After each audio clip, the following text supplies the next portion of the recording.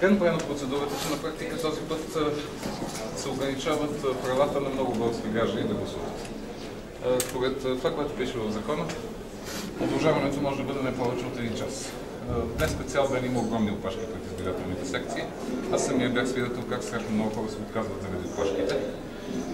Видяхме как и в чужбина бяха силно ограничени секциите. Това, което сега с по-ранното приключване по закон, разбира се, на изборния ден, показва просто, че много български граждани няма да си дадат гласа.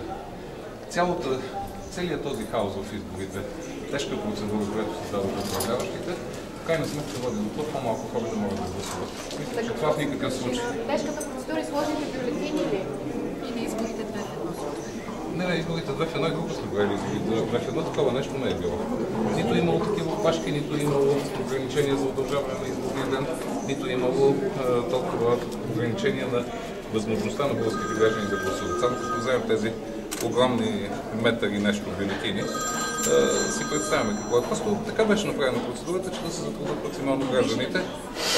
То случайно не става, защото много пъти бяха поставени тези въпроси преди това от представители на опозицията и очевидно, че управляващите не поискаха да продадат. Което означава, че те умишлено направиха така, че изборите да бъдат по сложна, трудна процедура и такава, че много хора да не гласуват. Което не мисля, че им прави